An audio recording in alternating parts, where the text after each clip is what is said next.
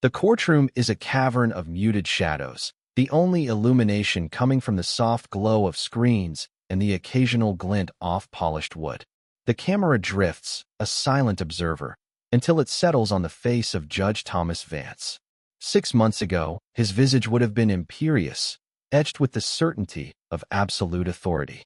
Now, it is a mask of dread and exhaustion, his once sharp features softened by fear. He is no longer on the bench, but seated at the defendant's table, his judicial robes replaced by a somber, ill-fitting gray suit. Beside him, and behind, are other figures, prominent town officials, local business magnates. Their faces a tableau of shock, disbelief, and a creeping, icy despair. Their collective silence is heavier than any shouted protest. Standing at the prosecutor's lectern is Elijah Thorne. His voice, calm and measured, carries effortlessly through the hushed room, each word a hammer blow of undeniable truth.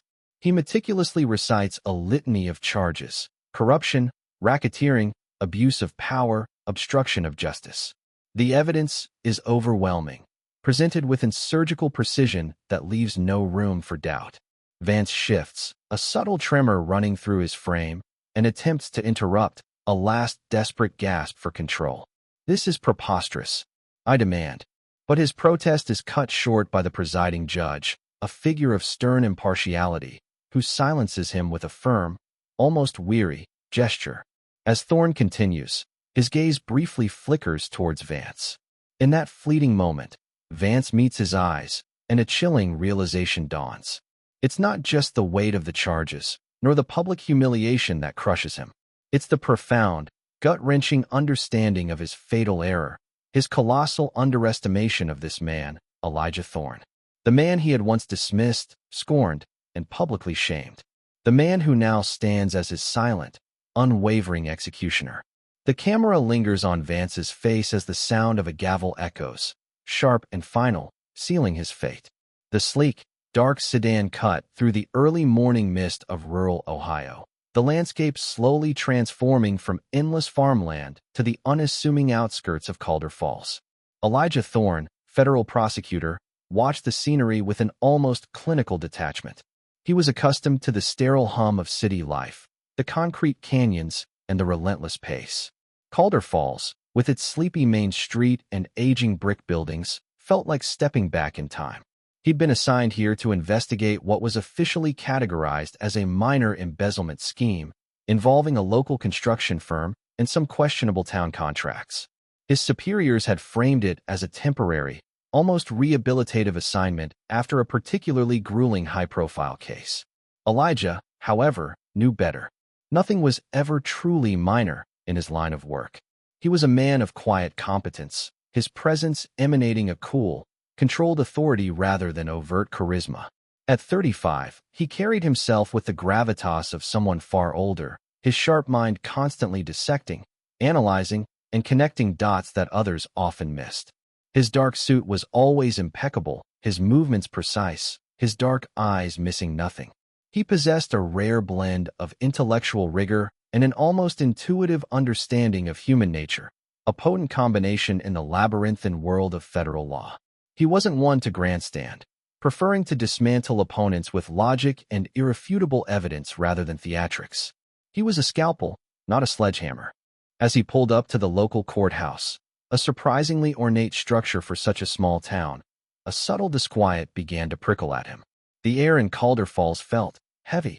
There was a politeness, almost an enforced pleasantness, that felt artificial.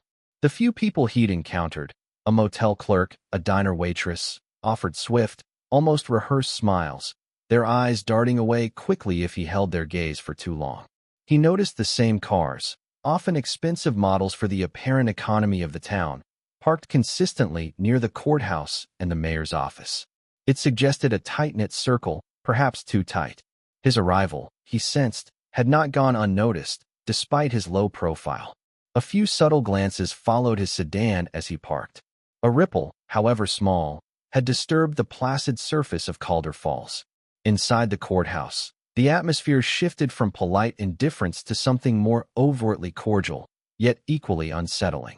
Everyone seemed to know everyone else, and Elijah, the outsider, was greeted with an almost excessive warmth that felt performative. He met the district attorney, a jovial man named Peterson, who seemed more interested in local gossip than the case at hand. Then, he was introduced to Judge Thomas Vance. Vance was an institution in Calder Falls, a man whose word had, for decades, been law. He was in his late 50s, with a booming laugh that filled the corridors and a physical presence that dominated any room he entered. His gray hair was meticulously combed back. His robes seemed to add an extra foot to his already considerable height. He exuded an air of absolute self-importance, a man utterly convinced of his own unassailable authority. He shook Elijah's hand with a firm, almost crushing grip, his eyes, however, holding a glint of something predatory. "Ah, the federal man," Vance boomed, his voice echoing. "Elijah Thorne. Heard you're here to clean up our little mess. Hope you don't find it too provincial for your big city talents." The words were wrapped in a veneer of welcome, but the underlying sarcasm was unmistakable, a subtle jab at Elijah's presumed urban snobbery. It was a microaggression, delivered with a smile, designed to put the newcomer in his place. Elijah met his gaze, his expression unreadable. "Judge Vance, I assure you, professionalism transcends zip codes. I'm here to follow the facts, wherever they lead." His tone was polite, even deferential, but carried an iron core. Vance's smile tightened infinitesimally. "Facts indeed. Well, don't let our local facts overwhelm you, son. They can be a bit stubborn." He clapped Elijah on the shoulder with unnecessary force, then strode off, his laughter still reverberating. Elijah watched him go, a flicker of something cold in his eyes. He understood the message perfectly. This is my town, my court, my rules. Don't step out of line. But Elijah Thorne had not come to Calder Falls to follow rules that bent to corruption. He had come to break them. Elijah settled into his temporary office, a sparsely furnished room in a nondescript annex of the courthouse. The minor embezzlement scheme quickly revealed itself to be a complex web of shell corporations, inflated contracts, and kickbacks, all pointing towards the cozy relationship between the mayor's office, the construction firm Calderbilt, and several prominent local businesses. It was classic small-town corruption, expertly orchestrated. Elijah, in his meticulous way, began to unspool the threads, quietly interviewing low-level employees, cross-referencing public records, and analyzing financial statements that, on the surface, appeared innocuous. He worked tirelessly, a quiet storm gathering beneath the placid surface of Calder Falls. His interactions with Judge Vance continued to be a masterclass in passive aggression. In preliminary hearings and scheduling conferences, Vance would often interrupt Elijah, offer unsolicited advice, veiled as condescension, or subtly undermine his arguments by giving undue weight to the opposing counsel, often represented by Vance's former law clerks. The judge seemed to relish these small power plays, observing Elijah with a smug satisfaction, as if expecting him to falter or react with indignation. But Elijah remained an unyielding wall of professionalism, his responses always calm, his logic irrefutable, his tone impeccably respectful, yet firm. Each time, Vance's smile would tighten, his frustration subtly growing at Thorne's unwavering composure. The day of the crucial hearing arrived, a preliminary motion to unseal additional financial records that Elijah believed would conclusively link Calderbilt to the mayor's office in a scheme involving inflated public works projects. The courtroom was buzzing, a rarity for Calder Falls, as the stakes were clearly higher than the minor label suggested. Local media, usually complacent, were present, sensing a shift in the wind. Elijah presented his arguments with precision, laying out the circumstantial evidence that strongly suggested a pattern of illicit financial transactions. He cited precedents, legal statutes, and the compelling need for transparency in public spending. His presentation was flawless, each point building on the last, creating an undeniable narrative of potential wrongdoing. Judge Vance, however, seemed intent on derailing him. He interrupted Elijah mid-sentence, scoffed at a piece of evidence, and made thinly veiled remarks about federal overreach and unnecessary burdens on local businesses. His disdain for Elijah, barely concealed in previous encounters, was now openly simmering. He allowed the defense counsel, a slick, local attorney with a close relationship to Vance, ample time to present weak rebuttals, while constantly cutting off Elijah's counterarguments. Prosecutor Thorne, Vance finally interjected, leaning forward, his voice dripping with condescension. Are you quite finished with your theorizing? Or do you have any actual facts to present that haven't been meticulously rebutted by my esteemed colleague? Elijah paused, his gaze steady on the judge. Your Honor, the facts are clear. The unusual payment schedule, the lack of competitive bidding, the personal connections between the mayor and the CEO of Calderbilt. Personal connections? Vance boomed, cutting him off sharply. Are we now prosecuting friendships, Mr. Thorne? This court deals with law, not innuendo and vague accusations of personal connections. His face was flushed, his anger now barely contained. The courtroom grew tense. Elijah, maintaining his calm, pressed on, his voice a low, insistent hum. With all due respect, Your Honor, when those personal connections result in public funds being diverted and contracts awarded without due process, it ceases to be a friendship and becomes, by definition, a matter of public corruption. And to uncover the full extent of that corruption, we simply require access to these. Before Elijah could finish, Vance slammed his gavel down, a sound like a gunshot in the suddenly silent courtroom. His eyes, now blazing with fury, locked onto Elijah's. Enough. I have had quite enough of your insolence, Prosecutor Thorne. Your tone, sir, is entirely unacceptable in this court. You will. He paused, drawing a deep breath, savoring the moment of absolute power. You will watch your tone, prosecutor. The words hung in the air, a public admonition, a deliberate humiliation. Vance's voice then dropped to a dangerously quiet, almost menacing whisper. And for your blatant disregard for the decorum of this court, and for your insubordination, I am holding you in contempt. You are fined $5,000, effective immediately. A gasp rippled through the courtroom. A federal prosecutor, fined by a local judge. It was an unprecedented move, a blatant display of local power designed to crush the outsider and send a clear message. Calder Falls does not welcome federal interference.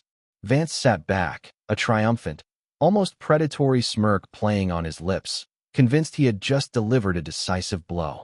Elijah Thorne, however, merely straightened his tie, his face utterly unreadable, a cold, silent resolve hardening in his eyes. He knew, with absolute certainty, that the game had just irrevocably changed. Elijah Thorne walked out of the courtroom, the low hum of whispers and the occasional flash of a camera lens following him like an unwelcome shadow. His face remained a mask of polite indifference, utterly betraying the icy fury that coiled in his gut. The public humiliation, the baseless fine, it was more than just an insult. It was a declaration of war, a blatant act of obstruction, and a definitive confirmation of the systemic rot he had suspected. Vance had made his play, believing he held all the cards. He was gravely mistaken.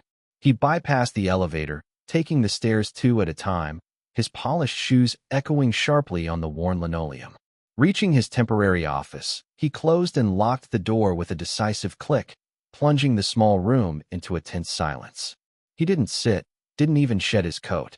Instead, he moved to his laptop, a heavy-duty federal issue machine with multiple layers of encryption. His fingers, usually so precise, moved with an unusual urgency as he connected a secure, satellite-enabled dongle to a hidden port.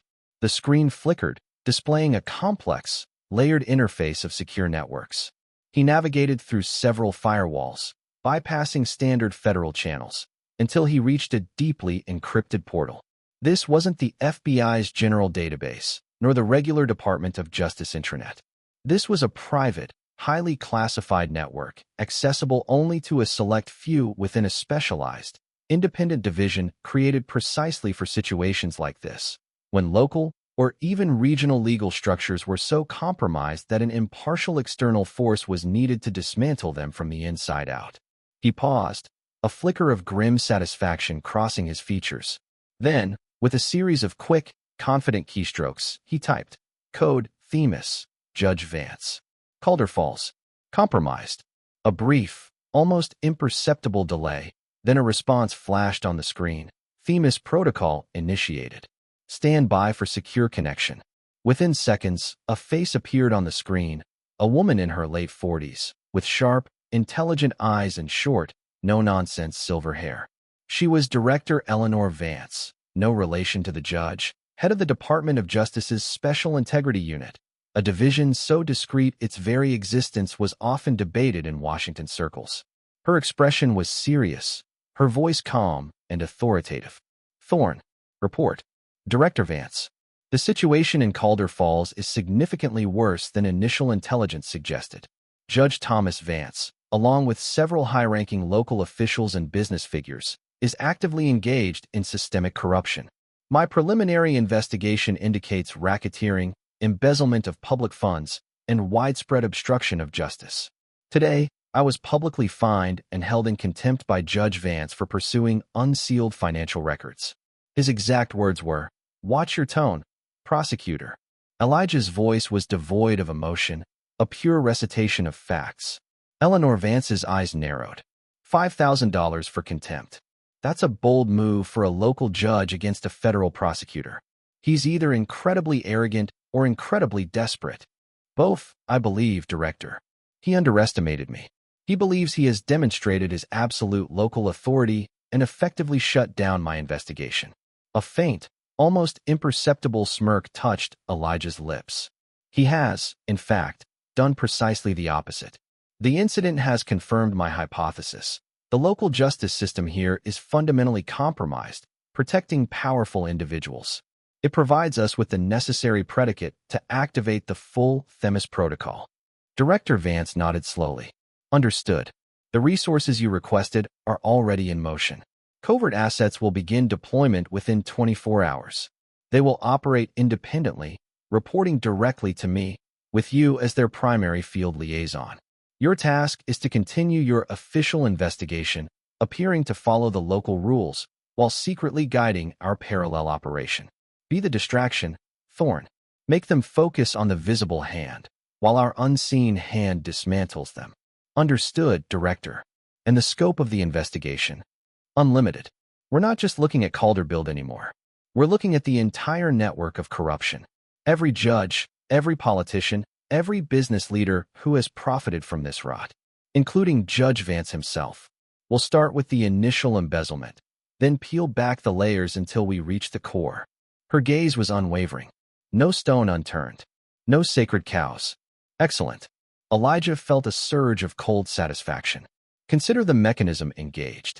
The game, Director, has officially begun. He disconnected the call, the screen reverting to a blank, encrypted interface. He stood there for a moment. The image of Judge Vance's smug, triumphant face burned into his mind.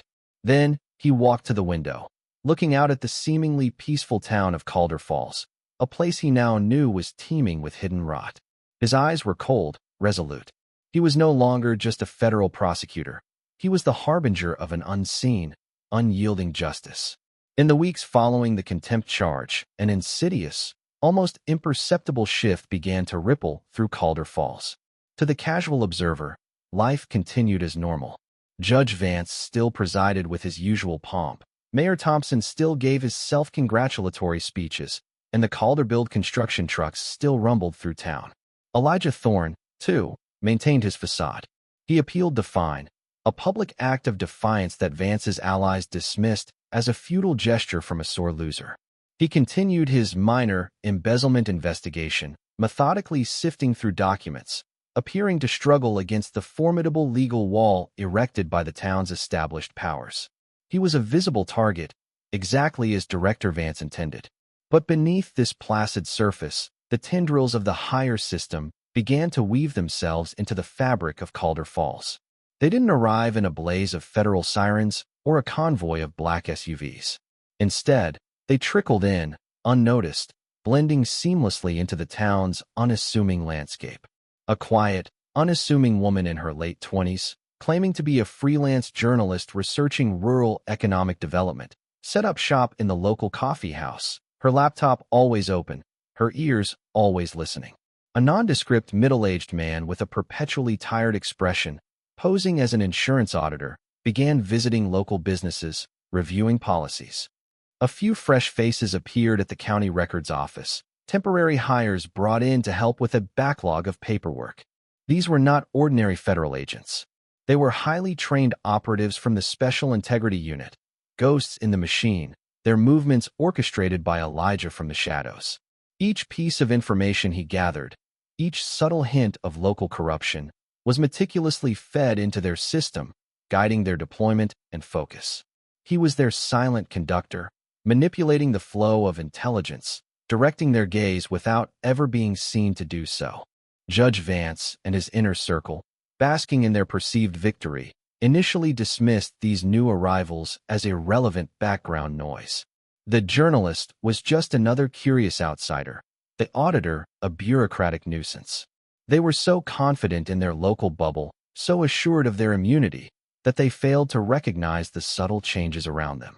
They attributed the occasional, seemingly random unpleasantries to coincidence or the usual government inefficiency. The first tremors were barely felt. A sudden, unexpected audit of the town's zoning department, citing irregularities in property development permits that, by sheer chance, almost always favored Calderbilt or companies connected to Mayor Thompson. A query from the State Environmental Agency regarding some long-ignored waste disposal practices at a local landfill owned by a company with ties to Vance's family. These were minor, isolated incidents, easily explained away by the local powers that be as routine checks. Vance, with a dismissive wave of his hand, instructed his allies to handle it. He still believed his influence was sufficient to smooth over any such trivial matters. Yet, a subtle unease began to creep in. Junior clerks in various departments, previously compliant, started asking more pointed questions. Requests for documents, once easily delayed or lost, were now being pursued with a quiet, persistent insistence by these new, unassuming temporary hires. The journalist seemed to be everywhere, asking seemingly innocent questions about local history and community issues, but always circling back to infrastructure projects and town council decisions. Vance, in a conversation with Mayor Thompson over a round of golf, voiced a vague irritation. These federal types, they're like gnats. Annoying, but ultimately harmless. Just need to swat them away. Thompson, a man whose complacency was directly proportional to his perceived power, chuckled. Indeed, Judge. Thorne's little tantrum just kicked the hornet's nest a bit. Nothing we haven't handled before. A few well-placed calls, a little legal maneuvering, and they'll get bored and go back to the city. They were confident, even arrogant, in their assessment. They saw the public face of Elijah Thorne struggling against the current and failed to see the unseen currents he was unleashing. The shadows, however, were deepening over Calder Falls, and they were preparing to engulf everything. As the gnats continued their work, their methods subtle but relentless, the initial minor inquiries began to deepen, burrowing into the bedrock of Calder Falls' local power structure. The investigation was no longer confined to the initial embezzlement case. It had expanded exponentially, fueled by the evidence Elijah meticulously gathered and the new leads uncovered by his covert team. They were unearthing skeletons, not just from the current year, but from decades past, revealing a carefully constructed edifice of corruption that touched almost every aspect of the town's civic and economic life. The seemingly random audits started to converge. The zoning irregularities turned out to be part of a larger scheme where prime public lands were consistently rezoned for development by Calderbilt at laughably low prices, only to be resold for massive profits. The environmental queries expanded into a full-blown investigation of illegal dumping and sweetheart deals for waste management, implicating companies directly owned by Mayor Thompson's silent partners. Every thread, when pulled, revealed a thicker, stronger rope, binding the town's elite in a conspiracy of mutual enrichment. Elijah's agents, skilled in the art of persuasion and observation, began to identify individuals who had long suffered under this corrupt regime but were too afraid to speak. They weren't seeking whistleblowers with public grandstanding. They were looking for quiet despair, for people on the verge of losing everything, for those who had witnessed injustice and carried its weight. There was Mrs. Rodriguez, a small business owner whose bakery was mysteriously condemned by the health department after she refused to sell her prime downtown property to a developer connected to Vance. There was Mr. Abernathy, a retired city engineer who had quietly compiled a dossier of falsified building permits for Calderbilt projects, too terrified to go public after vague threats against his pension. The journalist befriended a disillusioned junior lawyer in the DA's office who, under the guise of casual conversation, revealed how certain cases involving Vance's allies simply disappeared from the docket. The agents approached these individuals with caution, offering not just protection, but a genuine pathway to justice and restitution. They understood the deep-seated fear, the sense of helplessness that permeated Calder Falls. They offered anonymity, federal protection, and, most importantly, the assurance that this time, their stories would be heard by a system beyond the reach of local tyranny. Bit by bit, the wall of silence began to crack. Meanwhile, Vance and his cronies grew increasingly agitated. The nuisances weren't going away. Peterson, the district attorney, complained to Vance that federal meddling was disrupting his office, with random requests for old case files and unauthorized interviews with his staff. Mayor Thompson found his budget requests facing unexpected scrutiny from state-level departments. The local bank, which had always been obliging with loans to the favored few, suddenly became cautious, citing new federal guidelines for transparency. Vance, still blinded by his own arrogance, interpreted these developments not as a coordinated assault, but as a series of unrelated bureaucratic headaches. These feds, he fumed to Thompson, they're like children playing with matches. They'll burn themselves out soon enough. Just stick to the story, stonewall them, and they'll get bored. This is our town. His solution was always to double down, to exert more local pressure. He subtly threatened uncooperative clerks, used his influence to delay investigations, and publicly dismissed the federal presence as unnecessary and disruptive. Elijah, from his unassuming office, watched it all unfold with a cold, analytical eye. He received daily encrypted reports, a growing tapestry of evidence, connections, and testimonies. He was building his case, not just against Vance, but against the entire corrupt apparatus. Vance's aggressive, defensive maneuvers only served to highlight his guilt, drawing more attention to the very areas the higher system needed to examine. The judge's hubris was not merely an inconvenience. It was a weapon Elijah was now wielding against him, slowly, inexorably, tightening the net. Each of Vance's desperate actions was a step deeper into the trap Elijah had set. The investigation, now a roaring inferno rather than a simmering ember, began to expose the true architects of Calder Falls corruption. It wasn't just Vance. He was a powerful node, but part of a much larger, insidious network. The higher system had peeled back the layers to reveal a sophisticated, decades-long conspiracy involving not only Mayor Thompson and Calderbilt, but also the chief of police, several council members, and even key figures in the county's business elite. They were all intertwined, each covering the other's tracks, a self-sustaining ecosystem of illicit gain.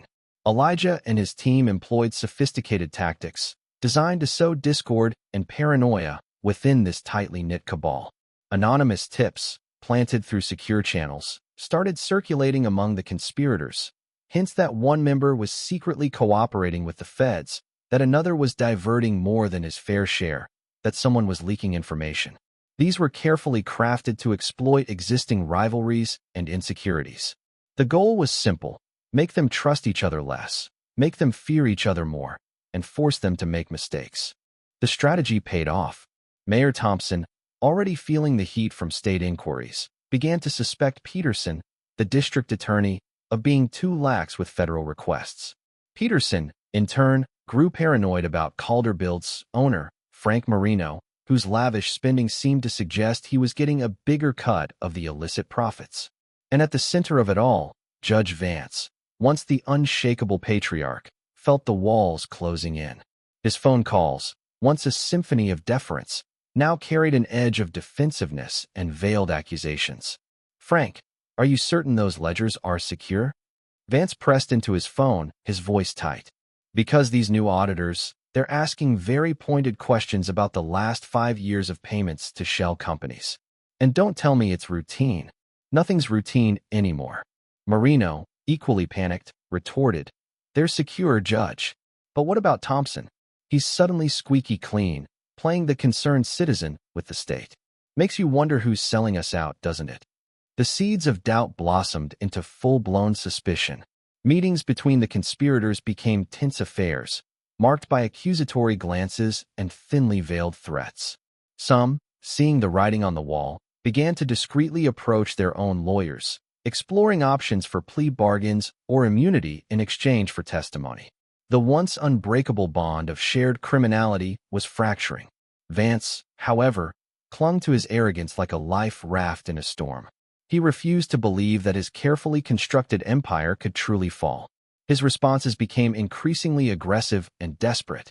He started issuing spurious subpoenas against local citizens who had spoken to the journalist, attempting to intimidate them into silence. He launched a public campaign to discredit Elijah Thorne, leaking fabricated stories to the local paper about Thorne's alleged ambition and lack of respect for local traditions.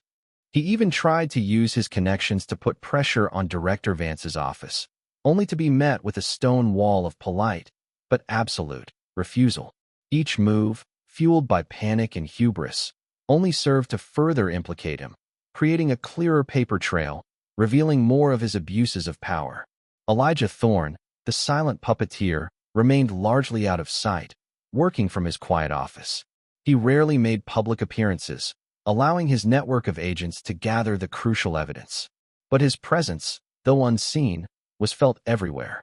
Every new audit, every unexpected query, every piece of leaked information was a direct result of his strategic direction. He was a force of nature, calmly and methodically dismantling the corrupt system that Vance had so arrogantly believed was impenetrable. The judge's once absolute world was crumbling, brick by brick, not with a bang, but with the quiet, relentless precision of Thorne's unseen hand. The cumulative weight of evidence, gathered over months of meticulous, covert work, reached critical mass. Elijah Thorne now held the smoking gun, a labyrinthine web of documents, recordings, and sworn testimonies that unequivocally linked Judge Thomas Vance, Mayor Thompson, Frank Marino of Calderbilt, and the chief of police, along with several other influential figures, to a sprawling network of corruption, extortion, and abuse of power. The picture was complete, damning, and irrefutable. Vance, by now, was a man consumed by paranoia. He received an anonymous, encrypted email, not from Thorne, but from an agent using a fabricated persona, detailing specific accusations and the mounting evidence against him. It was designed to push him over the edge. The email listed property deals, specific dates of illicit payments, and even hinted at witness testimonies. The fear was no longer a vague disquiet. It was a cold, gripping terror. He understood, with terrifying clarity, that his world was about to collapse. In a desperate, ill-conceived attempt to destroy any remaining incriminating evidence, Vance initiated a frantic purge. He began shredding documents in his chambers, making late-night trips to secure files from hidden locations, and furiously deleting emails. But Elijah's team had anticipated this. Every move Vance made was being monitored. The temporary hires in the county records office had already made digital copies of every relevant file. The insurance auditor had installed discrete network taps. The journalist had cultivated sources who reported on every panicked whisper and suspicious activity. Vance's desperate flailing only provided more proof of his guilt, meticulously documented by the unseen eyes watching him. Then, the dam broke. Early one crisp morning, federal agents, not the subtle, unassuming types from the Special Integrity Unit, but uniformed officers and FBI personnel, descended upon Calder Falls. There were no sirens, no flashing lights, just a quiet, overwhelming presence. Mayor Thompson was arrested at his home, still in his bathrobe, as he opened the door to retrieve his morning paper. Frank Marino was taken from his lavish office at Calderbilt, his face pale with shock. The chief of police was apprehended in his precinct, his own officers watching in stunned silence. The hire system had finally shown its hand, and its grip was absolute. Elijah Thorne personally oversaw some of these arrests, a quiet, almost spectral figure observing from a discreet distance. He watched as the lives of these powerful men, who had held Calder Falls in their corrupt grasp for so long, unraveled before his eyes. In one instance, As Mayor Thompson was led away in handcuffs, his eyes met Elijah's across the lawn. There was no anger, no triumph on Elijah's face, only a serene, almost detached justice. Thompson's expression, however, contorted from shock to dawning comprehension, then to utter, defeated rage. He knew, instinctively, that this quiet, unassuming federal prosecutor had been the architect of his downfall. The final, devastating blow came later that afternoon. Judge Vance, having exhausted all avenues of escape, was holed up in his opulent home, a fortress he had always believed impregnable. He frantically called lawyers, politicians, anyone he thought might still owe him a favor, only to find every door slammed shut. His influence, once absolute, had evaporated. As dusk settled, a federal marshal, accompanied by 2 other agents, arrived at his doorstep. There were no theatrics, no shouting. The marshal simply presented Vance with an official summons, a court order, and an arrest warrant. Vance's hand trembled as he took the papers, his eyes scanning the formal language. The words blurred, but the message was clear. He was no longer the dispenser of justice. He was its subject. He looked at the marshal, then out at the darkening streets of Calder Falls, the town he had ruled. His world, once so solid, so secure, had not merely fractured, it had disintegrated into dust. He stood on the threshold of his grand home, a prisoner in his own domain, the cold wind of absolute justice sweeping through the ruins of his former life. The judge had become the judged. The grand courtroom of the state capitol, a far cry from the provincial chamber in Calder Falls, buzzed with an electric tension. Every seat was filled, not just with lawyers and reporters, but with citizens from Calder Falls, their faces a mix of trepidation and anticipation. At the defendant's table sat Judge Thomas Vance, his shoulders slumped, his once imposing figure diminished. Beside him were Mayor Thompson, Frank Marino, the former chief of police, and other implicated officials, their collective bravado shattered, replaced by an air of grim resignation. The roles had been irrevocably reversed. At the prosecutor's lectern stood Elijah Thorne. He wore a crisp, dark suit, his bearing radiating an unwavering calm that belied the monumental task before him.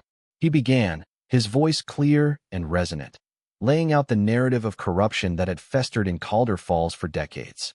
He started with the seemingly innocuous, the inflated contracts for Calderbilt, then meticulously connected each thread. He presented the evidence with a methodical, almost clinical precision. Audio recordings played, revealing Vance's dismissive instructions to subordinates to handle inconvenient inquiries. Video surveillance, discreetly captured, showed clandestine meetings between Vance, Thompson, and Marino, exchanging envelopes and hushed words. Financial documents, projected onto large screens, illuminated shell companies and offshore accounts, detailing the exact flow of illicit funds. Witness testimonies, powerful and heart-wrenching, recounted stories of intimidation, extortion, and the suppression of justice. Mrs. Rodriguez, emboldened, spoke of her condemned bakery. Mr. Abernathy, finally free of fear, presented his dossier of falsified permits. The disillusioned junior lawyer provided damning insights into how Vance's court operated as a shield for the corrupt. The climax of Thorne's presentation was devastating. He projected a montage of news clippings and court records, juxtaposing Vance's public pronouncements on law and order with the secret evidence of his complicity. He then zeroed in on the incident 6 months prior, the contempt charge, the $5,000 fine, Vance's smug pronouncement. "Watch your tone, prosecutor." Thorne meticulously dismantled the flimsy legal pretense for the fine, revealing it as a desperate, arrogant act of a judge trying to silence an inconvenient truth. "Your Honor," Thorne addressed the presiding judge, his voice resonating with controlled power. The defendant, Judge Thomas Vance, did not merely abuse his power. He weaponized the very principles of justice he swore to uphold. He transformed his courtroom into a personal fiefdom, using his gavel not to dispense justice, but to silence dissent, to protect his co-conspirators, and to enrich himself at the expense of the very community he was sworn to serve. He paused, letting the weight of his words settle. Then, his gaze, cold and direct, locked onto Vance. And in his arrogance, in his unshakable belief in his own impunity, he dared to tell me, a federal prosecutor pursuing justice, to watch my tone. Thorne's voice dropped, becoming a low, dangerous growl that filled the silence. Well, Judge Vance, it seems the tables have turned. Because now, sir, it is your turn to watch your tone. Because the time has come to answer for every single one of them. The statement was a thunderclap, echoing the judge's own words back at him with a chilling finality. Vance flinched, his face paling, the full horror of his situation crashing down on him. The sheer audacity of Thorne, the man he had scorned, the quiet force that had orchestrated his complete ruin, was overwhelming. The jury, after what seemed like an eternity but was in fact a remarkably swift deliberation, returned with their verdict. Guilty was repeated again and again for Vance and his co-defendants, each pronouncement a nail in the coffin of their corrupt empire. A collective sigh of relief, of vindication, swept through the gallery of Calder Falls citizens. Justice, at long last, had arrived. The gavel's final strike echoed the one from the prologue, but this time, it was a sound of triumphant finality, not chilling intrigue. Judge Thomas Vance, along with Mayor Thompson, Frank Marino, and their cabal of corrupt officials and businessmen, received sentences that were both just and severe. Years in federal prison, substantial fines, forfeiture of ill-gotten gains. The penalties were a clear message that the higher system had dismantled their local empire entirely. Their once unassailable power had evaporated, leaving behind only the cold reality of their crimes. Those who had covertly supported them, who had looked the other way or benefited from their schemes, also faced ruin. Careers destroyed, reputations irrevocably tarnished, their influence in the region utterly annihilated. In the aftermath, Calder Falls slowly began to heal. The systemic changes were swift and profound. New, ethical individuals were appointed to key positions, vetted by the Special Integrity Unit. The town council held its first truly open and transparent meetings in decades. Citizens, once cowed into silence, found their voices, forming community groups, demanding accountability, and actively participating in the rebuilding of their town. The fear that had long hung over Calder Falls lifted, replaced by a cautious, yet undeniable, sense of hope and empowerment. Elijah Thorne, his mission accomplished, prepared to leave Calder Falls. His temporary office was stripped bare, his presence in the town as fleeting as a whisper. As he packed the last of his files, he received a knock on his door. It was Mrs. Rodriguez, the bakery owner whose property Vance had tried to seize. She held a small, neatly wrapped package. "Mr. Thorne," she began, her voice soft but filled with genuine warmth. "I just wanted to thank you for everything." She pressed the package into his hands. "It's a small token. My mother's recipe for pan dulce. You brought back more than justice to Calder Falls. You brought back our courage." Elijah, usually reserved, felt a rare, genuine smile touch his lips. "It was my duty, Mrs. Rodriguez. And it was your courage, and the courage of people like you, that made this possible." He knew his work was not about personal glory, but about restoring faith in the very ideals he defended. He accepted the pastry, a subtle gesture of connection. "Are things truly different now?" he asked, his eyes searching hers. "Yes," she affirmed, her gaze steady and strong. "We're not afraid anymore. We speak up, we challenge, and we know that there is a system that will listen, even if it feels far away sometimes." Later that evening, as the sun dipped below the horizon, painting the sky in hues of orange and purple, Elijah Thorne stood at the edge of town, looking back at Calder Falls. The lights of the courthouse, once a symbol of twisted power, now shone with a different, cleaner glow. He didn't stay for accolades or farewell dinners. His work was done. He had activated the hidden mechanism, unleashed the impartial power of a higher justice, and watched as it meticulously, relentlessly, carved out the rot. He left behind not just a town free from corruption, but a legacy of renewed faith in the possibility of true justice. He thought of Vance's arrogant words, "Watch your tone," and he realized that, in the end, it was not just a warning for him, but a prophecy for those who believed themselves beyond accountability. Elijah Thorne, the quiet strategist, the man who brought the unseen hand of justice, was a stark reminder that no system, however entrenched, no power, however absolute, could stand forever against the relentless tide of truth. He turned, got into his car, and drove away, leaving Calder Falls to its new beginning, a silent guardian moving on to the next hidden darkness.